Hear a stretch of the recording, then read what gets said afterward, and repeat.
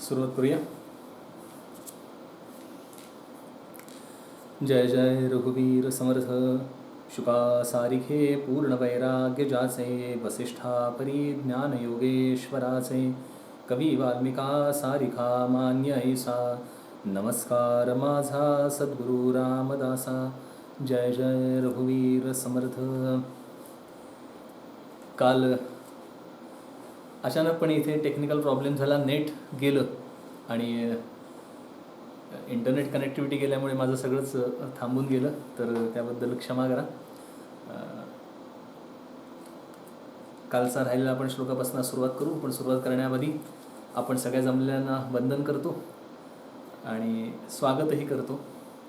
करुणाष्टक आपला हा विषय चालू आहे, त्यातील दुसरं अष्टक तुझा दास मी व्यर्थ जन्मासी आलो, हे आपलं अष्टक चालू आहे आता सध्या.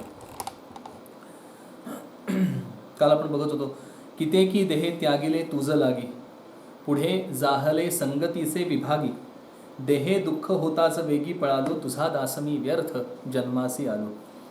मी तुझा दास व्यर्थ जन्माला आलेलो आहे.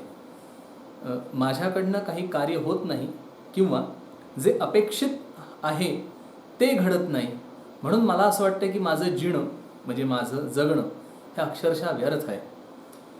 आपण इथून सुद्धा देहे दुःख होताच वेगी पळालो, इथून आपण असं उलटं बघत गेलेलो होतो. देहाचं दुःख झालं, खरं तर देहदुःख सहन होत नाही. मी देहाला खूप आपलं मानत असतो आणि त्यामुळे त्याच्यावरच्या माझ्या ममतेमुळे त्याला दुःख होणार नाही ह्याची आपण सतत काळजी घेत असतो.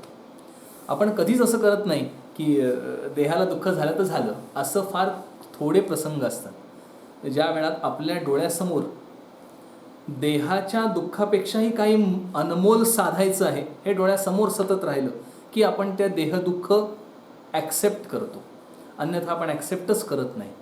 म्हणून समर्थ म्हणतात, देहे दुःख होताच वेगळी पळालो. माझी उलटी अवस्था अपेक्षित आहे. देहाला दुःख झाल्यानंतर मी जे पळून जातो आहे म्हणजे मी साधना करतो आहे, परंतु साधना करत असताना देहाला दुःख झालं की मी साधना सोडतोय. आणि असंच मनाचं आहे. मनाला धावायची सवय आहे, मन एका ठिकाणी राहत नाही. आणि मी साधना करायला लागतो, मी ध्यानधारणा करतो, मी नामस्मरण करतो, मी ग्रंथवाचन करतो, मी ग्रंथांचा अर्थ समजावून घेतो, यापैकी काही जरी करत असेल तरी त्या वेळात माझ्या मनाला एका ठिकाणी राहावं लागतं आणि त्या वेळात ते रिव्होल्ट करतं, त्या वेळात ते उठतं, त्याला ते दुःख होतं. आणि मी जर सोडलं माझ्या मनाला, त्या वेळात मी जर समजा माझ्या मनाला कंट्रोल केलं नाही, त्याच्यावर ताबा मिळवला नाही, तर मग माझ्याच्याने ते साध्य होणार नाही जे अपेक्षित आहे. आणि समर्थ तेच म्हणतात, असं माझं मन धावत असल्यामुळे माझं हे देह म्हणजे स्थूल अधिक माझा सूक्ष्मदेह हा देह दुःखाने पीडित होतोय. सूक्ष्मदेहाला दुःख होतं, सूक्ष्म दुःख. प्रत्यक्ष दुःख होतं ते आपल्या मनालाच होत असतं देहापेक्षा. देहाला त्रास होतो त्याचा परिणाम मनावर होत असतो, नाही का. माझं डोकं दुखतंय, मला आत्ता काही सुचत नाही आहे, माझं डोकं खूप दुखतंय. दुखतंय काय? डोकं.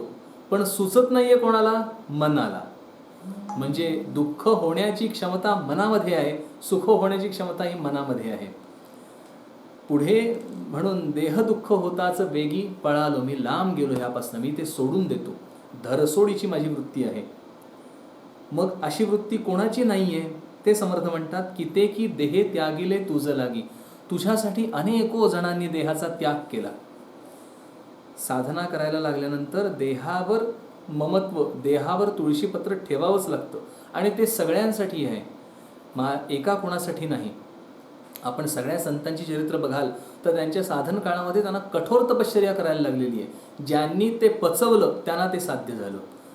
कितेकी देहे त्यागिले तुझ लागी, पुढे जाहले संगतीचे विभागी. विभागी म्हणजे भागीदार, संगतीचे भागीदार झाले. विभागी भागीदार होणे.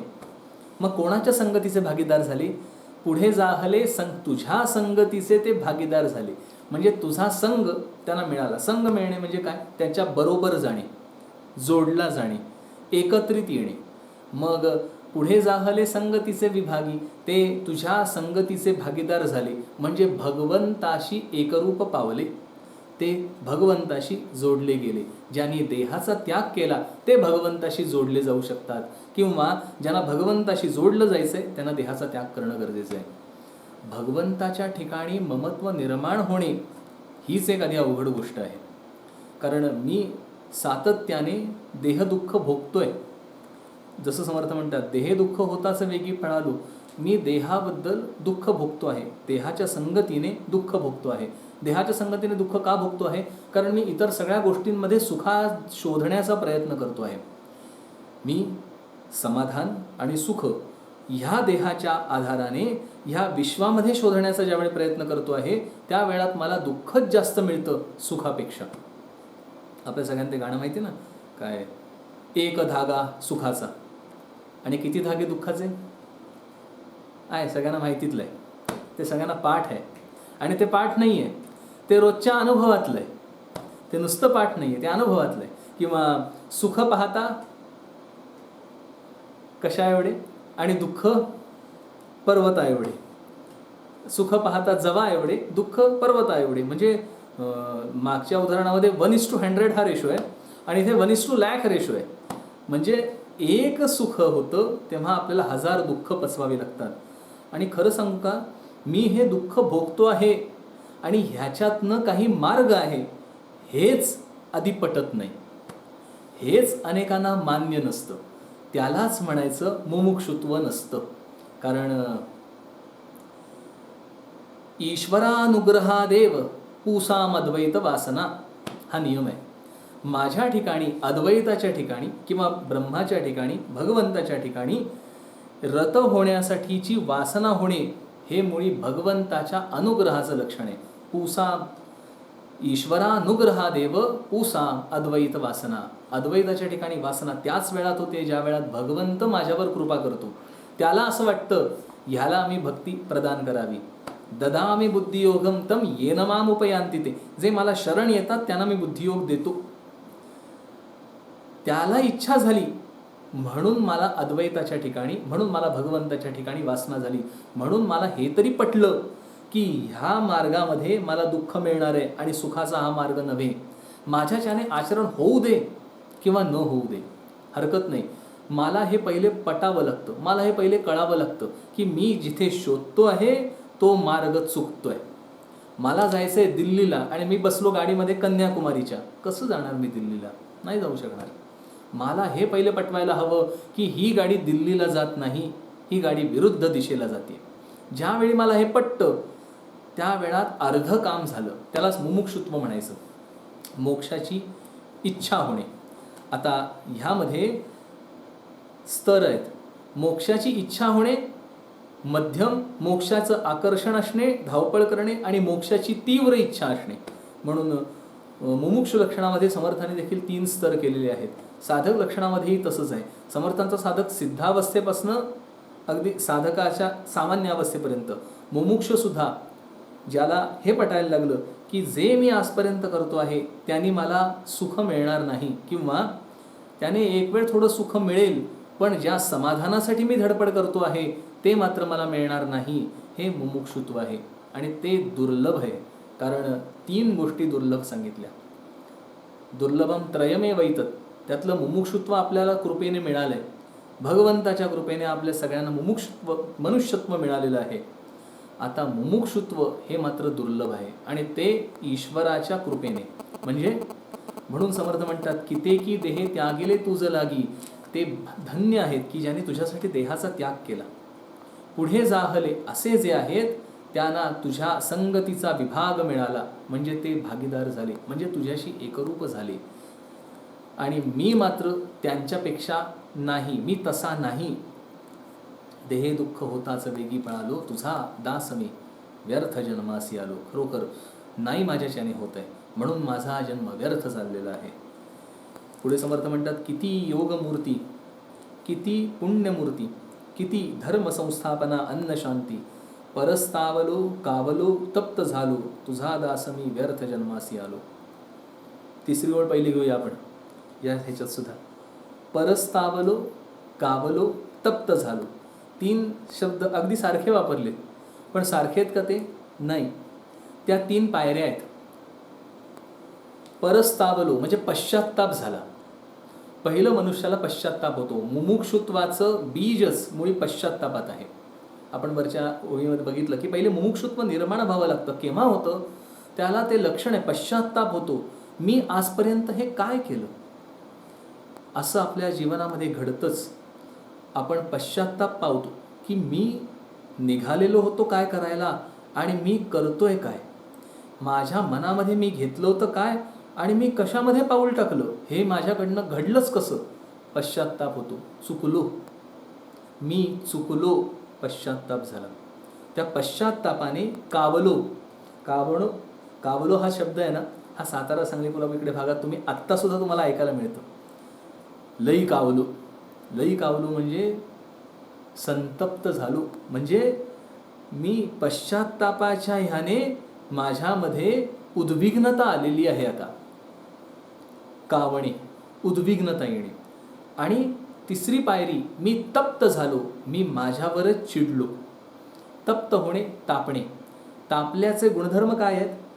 तापल्याचे 2 गुणधर्म आहेत. एक, तापल्यामुळे लोखंड तापलं, ते लाल झालं की त्याच्यातलं घडतं काय? 2 गोष्टी घडतात. एक, त्याच्यामध्ये लोखंडा व्यतिरिक्त जे आहे ते सगळं बाजूला पडतं.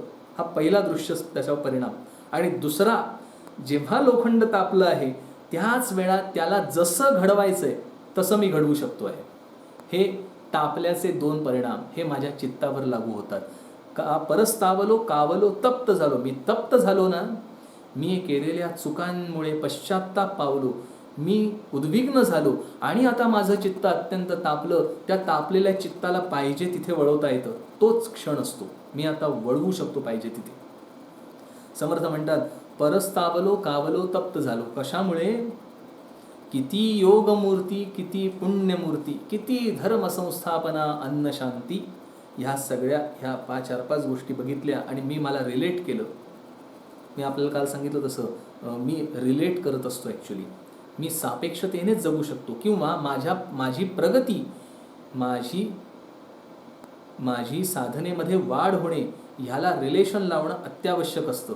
माझ्या ठिकाणी कॉम्पिटिशन असलंच पाहिजे, फक्त ती फेअर कॉम्पिटिशन असायला पाहिजे. त्याच्यात द्वेष निर्माण नाही होता कामा, नाही तर साधना संपली.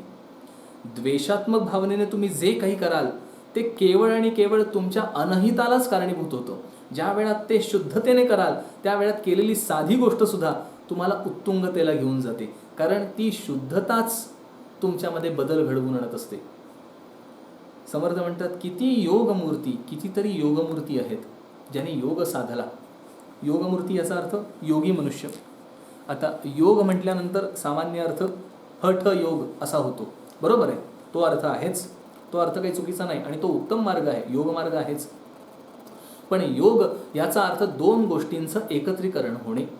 योग म्हणजे 2 गोष्टी जुळून येणे. आपण म्हणतो ना, काय छान योग आला आज, दोन्ही गोष्टी घडल्या म्हणजे जुळणे, हा त्याचा अर्थ आहे. मग किती योगमूर्ती, जुळलेल्या मूर्ती. कोणाशी? भगवंताशी. अशा असंख्य लोक मी बघितले जे चालते बोलते भगवंताशी जोडले गेले. ते भगवत रूप झाले, ते एकरूप झाले. सुवर्णाचा शुद्ध धातू, सुवर्णाच्या शुद्ध धातूमध्ये दोन्ही गरम केल्यानंतर एकरूप होतात. ते दोन्ही एक होतात, ते एकच सुवर्ण होतं. गंगा सागरात मिळाली, ती सागर रूप झाली. ती गंगा नाही उरली, ती सागर रूप झाली. तिथे योग आला. ते योग भगवंताशी एकरूप झालेले असंख्य योगी. किती योगमूर्ती, किती पुण्यमूर्ती. मग हे वेगळे आहेत का दोन्ही? नाही, ह्या योगमूर्तीच पुण्यमूर्ती असतात. मग पण सगळेच योगमूर्तीच असतात असं नाही, काही पुण्यमूर्ती असतात. उत्तम प्रकारचे साधक हे सगळे पुण्यमूर्ती आहेत. पुण्याची मूर्ती, साधा शब्द आहे, पुण्याची मूर्ती. केव्हा होते पुण्याची मूर्ती? ज्या वेळामध्ये मी साधना करायला लागतो, ज्या वेळात मी भगवंताशी जोडला जातो, ज्या वेळात माझं चित्त भगवंतामध्ये अधिक असतं आणि ह्या भौतिक विश्वामध्ये कमी असतं, त्या वेळात माझा पुण्यसंचय व्हायला लागतो. हा निसर्गदत्त नियम आहे. मग पुण्य म्हणजे काय? भगवंताच्या जितक्या जवळ जाल, परिपूर्ण होणे, भगवत रूप होणे, त्यासाठी लागणारा मार्ग पुण्यमार्ग, तो आचरण करणे. ती सगळी आचरण करणारी मंडळी ही पुण्यमूर्ती आहेत. आणि म्हणून व्यासांचं वचन आहे ना, 18 पुराणेषु व्यासस्य वचनद्वया, 2 व्यासां 18 पुराणांमध्ये 2 वचनं व्यासाने सांगून ठेवली. परोपकाराय पुण्याय पापाय परपीडनम. 2 सिंपल सेंटेन्स. परोपकार तुम्ही जे कराल ते म्हणजे पुण्य, आणि दुसऱ्याला त्रास द्याल ते म्हणजे पाप. कारण भगवंत फक्त मूर्तीमध्येच नाही, तो मूर्तीमध्ये आहेच, पण मूर्ती व्यतिरिक्त तो चालता बोलताना ह्या विश्वामध्ये आहे. मी जर भगवंताला मूर्तीमध्ये बघू शकत असेल तर मला ही पण सवय लावायला हवी की ज्या मूर्तीमध्ये मी भगवंताची पूजा करतो आहे तोच भगवंत माझ्या समोर असलेल्या चालत्या बोलत्या प्राणीमात्रांच्या ठिकाणी पण व्याप्त आहे. तर माझी भक्ती ही एकांगाची होत नाही, ती परिपूर्ण होते, तरच ती भक्ती आहे. कारण भक्ती म्हणजे प्रेम, आणि मला जर त्या भगवंताबद्दल प्रेम निर्माण करायचं असेल तर त्याने निर्माण केलेल्या प्राणीमात्रांमध्ये देखील मला प्रेम बघता आलं पाहिजे. तर माझी भक्ती जवळ गेली, तर माझी भक्ती खऱ्या अर्थाने झाली. इथे समर्थ म्हणतात, किती योगमूर्ती किती पुण्यमूर्ती त्या पुण्यमूर्ती होतात की जे लोकांसाठी झटतात. किती धर्मसंस्थापना अन्न शांती. भगवंत धर्माची संस्थापना करतो, त्याचं ब्रीदच आहे ते मुळे. केव्हा केव्हा भगवंत अवतरतो, ज्या वेळात दुष्टांचा संहार करायचा आहे, सज्जनांचं रक्षण करायचं आहे, धर्मस्थापना करायची आहे. मग धर्मस्थापना प्रत्येक वेळी भगवंत येऊन करतो असं नाही, तर भगवंताचे अंश तिथे निर्माण होतात आणि ते धर्मस्थापना करतात, किंवा जे धर्मस्थापना करतात ते भगवंताचे अंशच असतात. म्हणून समर्थित म्हणतात, किती धर्मसंस्थापना अन्न शांती. धर्मसंस्थापक जे जे झाले ती थोर मंडळी होऊन गेली. शंकराचार्य झाले, समर्थ हे धर्मसंस्थापकच होते. त्यांनी धर्माचा म्हणजे ज्यामध्ये आर्य सनातन धर्माच्या उत्तुंग तत्वांचं विश्लेषण केलं गेलेलं आहे, अशा धर्मांचं, त्या धर्माचं रक्षण केलं. जे लोकांमध्ये लुप्त झालेलं ज्ञान होतं ते परत पुनरुज्जीवन करणे हे ती धर्मसंस्थापनेचं मूळ कोर आहे. आणि ते समर्थांनी दासबोध आत्मारामादी ग्रंथ लिहून लोकांच्या अंगवळणी पाडून ते केलं, आणि म्हणून आज आपल्याला ते ग्रंथरूपाने उपलब्ध आहे. मग ते अगदी शंकराचार्य असो, व्यास असो, ह्या सगळी लोकही धर्मसंस्थापकच, आणि त्यांनी हे लिहून ठेवलं म्हणून आपल्याला प्राप्त झालं. समर्थ म्हणतात, किती धर्मसंस्थापना अन्न शांती. अन्नाची शांती होते, म्हणजे लंगर चालतात, अन्नदान चालतं, त्या ठिकाणी अन्नाची शांती होते. पोट हे पहिलं भरलेलं पाहिजे. पण जसं इथे अन्न शांती हा शब्द स्थूल देहाच्या पोटाचा आहे, तसंच माझ्या मनाला पण शांत करणारं अन्न लागतं, आणि ते माझ्या मनाचं शांत करणारं अन्न हे माझे सद्विचार असतात. संतांनी हे सद्विचार लिहून ठेवले म्हणून माझ्या मनाचं पोषण होतं आहे. मी लहान मुलांचं पोषण करणे म्हणजे त्यांना वाढवणं नसतं, त्यांच्यावर संस्कार करणे म्हणजे त्यांना वाढवण्याचा एक महत्त्वाचा भाग असतो. आणि म्हणून म्हणतात ना, संस्कारित मुलं पाहिजेत. व्हाय? कारण त्यांचं पोषण झालं शरीराचं, आणि जर मनाचं पोषण आपण करू शकलो नाही तर आपण चांगली पिढी निर्माण नाही करू शकत. म्हणून मनाच्या पोषणाची अत्यावश्यकता आहे. आणि मनाचं पोषण म्हणजे चित्ताचं धरा, मनाचं धरा, कशाने पोषण होतं तर संतांनी लिहून ठेवलेल्या वाङ्मयामुळे चित्ताचं आणि मनाचं पोषण होतं. आणि म्हणून अन्न शांती म्हणजे ते ग्रंथ जे लिहून ठेवले त्यामुळे आज सगळ्या जगाला निर्माण झालं आहे अन्न शांती.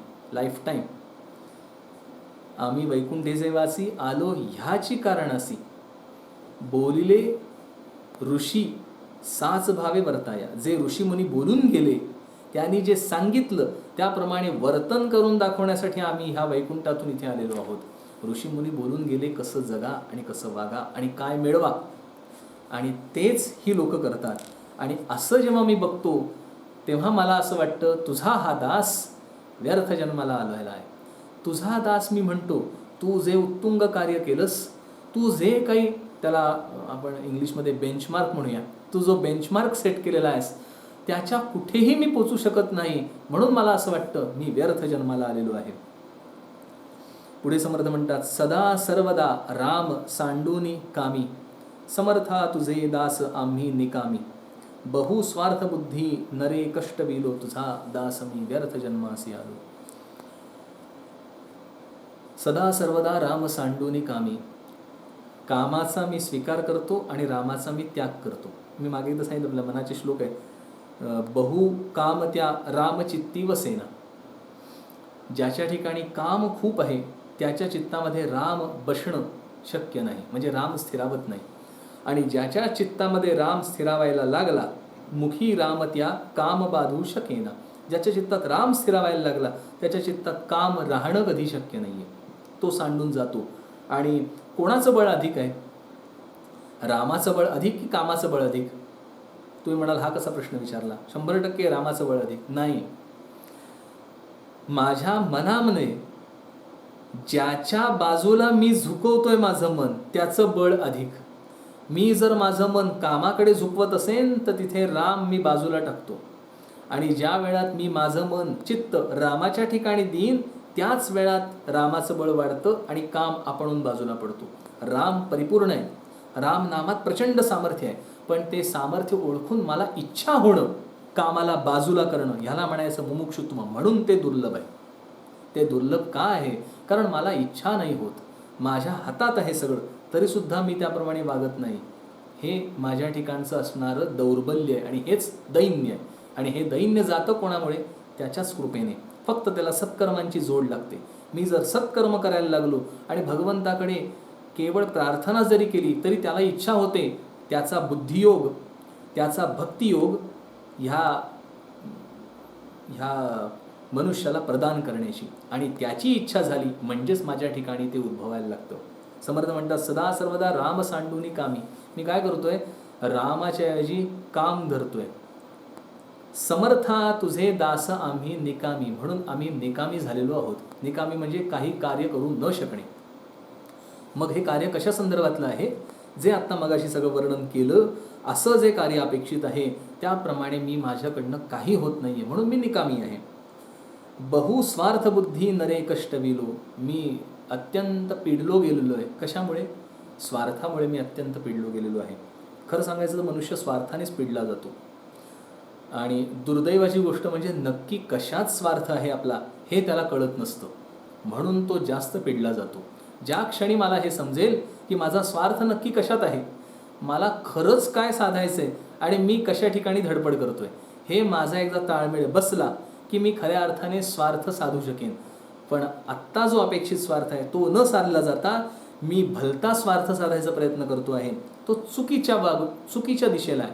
म्हणजे मी जसं सांगितलं तसं मी खूप धावपळ केली. मला जायचं आहे दिल्लीला आणि मी धावपळ खूप केली, खूप धावलो. दिशा मात्र कन्याकुमारीची ठेवली. माझे सगळे श्रम व्यर्थ गेले. म्हणून समर्थ म्हणतात न जाणता कोटीवरी, साधने केली परोपरी तरी तो मोक्षास अधिकारी होणार नाही. जाणून घ्या, जाणा आणि मग त्या दिशेने धडपड करा. म्हणजे तुमची धडपड सार्थकी लागेल. केवळ नुसते प्रयत्न नाही, अचूक यत्न. समर्थांचा शब्द आहे अचूक यत्न करवेना म्हणून केले ते सजेना. म्हणून अचूक यत्न जर आपण केला तर आपल्याला 100% साध्य होईल. आणि मग हे जे आहे तुझा दास मी व्यर्थ जन्मासी आलो हे आपल्याला म्हणावं लागणार नाही. किंवा समर्थ हे आपल्यासाठी म्हणतायत आपली आत्ताची जी अवस्था आहे तुझा दास मी व्यर्थ जन्मासी आलो, ही अवस्था जाऊन तुझी माझ्यावर कृपा होईल ही अपेक्षित आहे. समर्थ तळमळीने हे अष्टक सांगतात तुझा दास मी व्यर्थ जन्मासी आलो. कारण ते बघितलंय, माझी अवस्था आहे ती. समर्थाने ते माझ्यासाठी लिहून ठेवलेलं आहे की माझ्याच्याने काही होत नाही. मी अनेक गोष्टी बघतोय परंतु माझ्याच्याने तसं क्रिया होत नाही. त्या दृष्टीने मी पावलं टाकू शकत नाही, त्या दृष्टीने माझी बुद्धी वळत नाही. परंतु तरी देखील मी तुझा दास आहे. तेव्हा मी सत्कर्म करतोय तेव्हा तू माझ्यावर कृपा कर, हे ह्यामध्ये अभिप्रेत आहे. म्हणून समर्थानाचं पण प्रार्थना करूया की तुझा दास मी व्यर्थ जन्मासी आलो. हे असं जरी असलं तरी मी तुझा दास आहे. तेव्हा मी व्यर्थ जाणार नाही याची तूच काळजी घे, अशी आपण समर्थांना प्रार्थना करायची आहे. आणि ही प्रार्थना 100% सफल होईल अशी आशा धरूया.